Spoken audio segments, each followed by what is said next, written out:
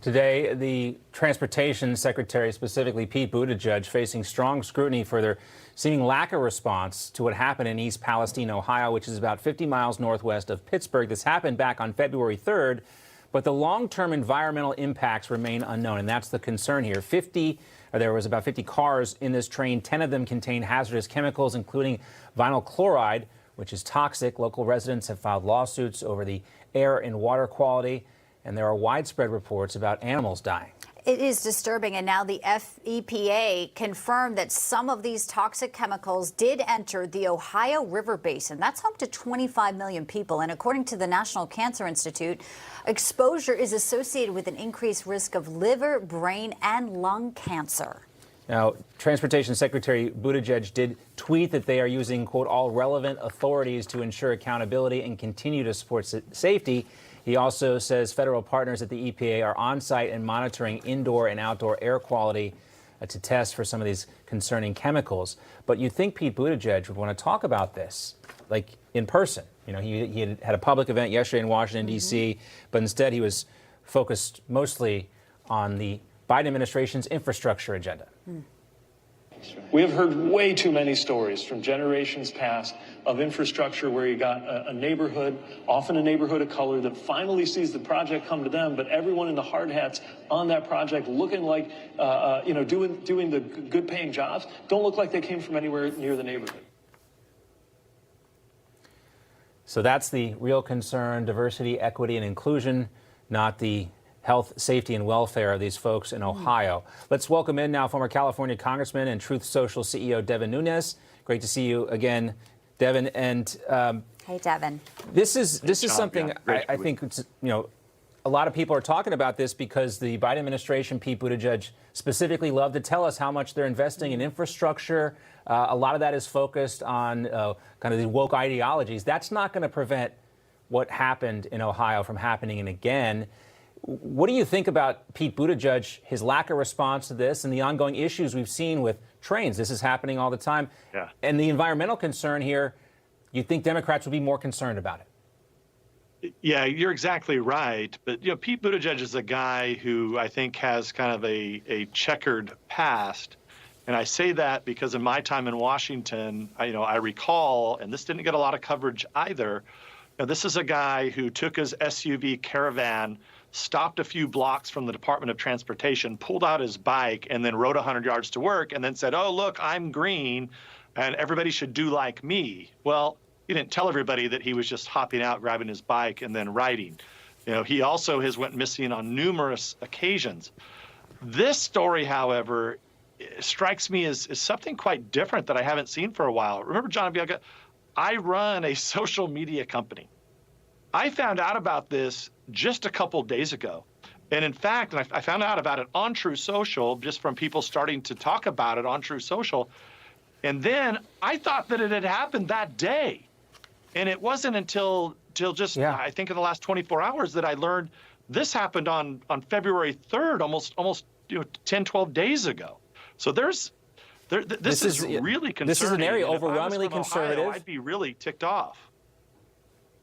Yeah, this area overwhelmingly conservative, voted like 70% for Donald Trump. Yes. The local news industry has imploded years ago. They're not going to talk about this. And so the mainstream outlets, New York Times, Washington Post, they're not going to invest in a story like this. We did have one Democratic congressman, Jamal Bowman, in New York. He tweeted this.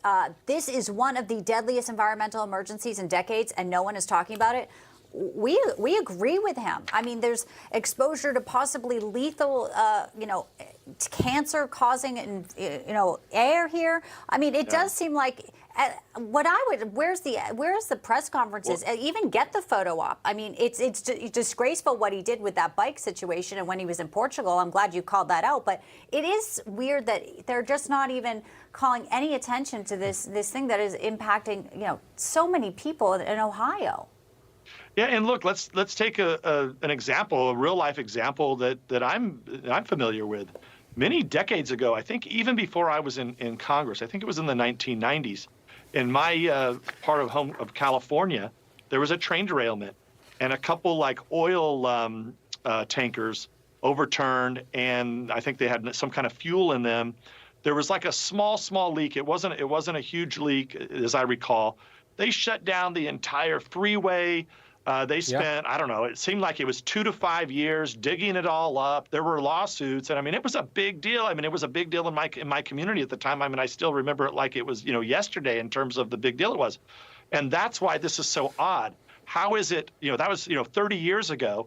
How are we today with, I don't know, some 50 tankers, fire, smoke? I mean, it looked like an atomic bomb going off. And I think that's why a lot of us are sitting here saying, how is this even possible today with the, with the internet and the transfer and movement your of story, information? Congressman, reminds me a lot about, we know that transporting oil, you mentioned oil and the tanker issue with the trains and the spill you had in California. We know it's safer to transport this stuff over pipelines, but the Biden administration doesn't like that idea. They'd rather transport oil over trains where this type of stuff can happen. Real quickly, I want to focus lastly on something Pete Buttigieg did say about the issues with transportation in this country. Here was yesterday. If you look at what the American transportation systems have faced in the last 2 or 3 years, partly because of the pandemic, we've faced issues from container shipping to airline cancellations. Mm-hmm. Now we got balloons. That's right. I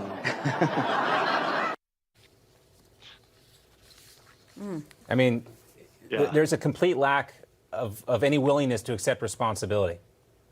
Yeah, I mean, look, that's another story. Thank you for reminding me. We talked about the little biking incident, but also I remember that flying over into Los Angeles a few years ago and seeing more cargo ships than I've ever seen in the history of my life when I was landing at LAX.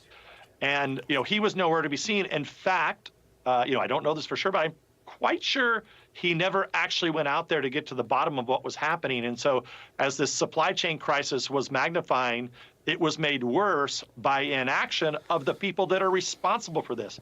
Congress created the Department of Transportation. There is a Secretary of Transportation to do what?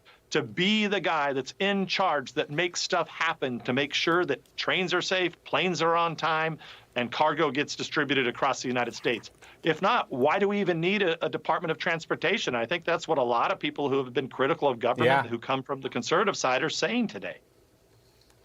And if you're going to have someone there, make sure they have the qualifications to do exactly that, do the job, not seemingly just to take paternity leave and travel and go to all these, conferences that he likes to speak at. Congressman, we do want to update you on AT&T.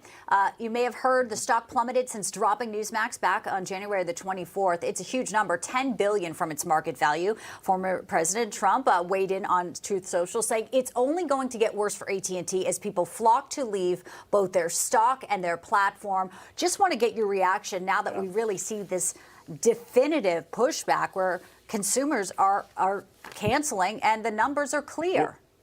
Well, I'll just say this. I was having coffee this morning. I'm here in Florida. Like, I think I'm on the other side of the state, opposite of where you guys are at right now.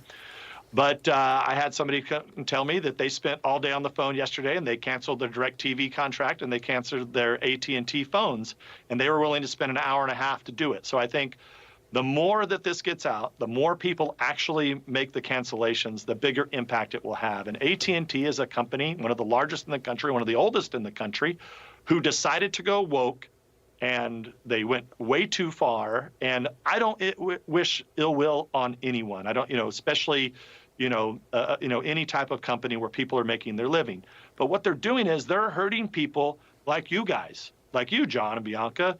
I mean, and they're hurting the millions of people around the country that wanted to watch your news program. And ultimately, if you're a woke big company and you're making decisions where you're rewarding what is there, some dozen left-wing news outlets that they pay, and then they won't pay 22. Newsmax a dime? I mean, I think the American people are waking up look, I was just at a coffee shop this morning. Guy comes up to me and tells me that story. So I think that's happening all over America. At least I hope it is. It's not about hurting people. It's about giving people the choice to watch the fourth largest cable network of their preference. Yeah, and we'll be okay. We will go on with or without AT&T, but we want to make sure that the American public has every option available to get Newsmax, and that's what AT&T is robbing them of right now. Yeah, we're going to be okay. I'll just say that at least, we're down here in Florida, so hopefully that train derailment and that toxins stay up north at this point. Hopefully they don't make their way down to Florida here, so we can be safe. Florida suffered. There was a train derailment on the west coast of Florida last year. A lot of oil got into the water supply. It happens all the time. You think if they're going to spend $1 trillion on infrastructure, maybe some of that could go towards making these rail systems safer. Congressman Devin Nunes, great to see you. Nunes, I'm sorry, I always do that. Got to get over that. Great to see you, sir. Thanks so much. Thank you. Great to have you in, sir.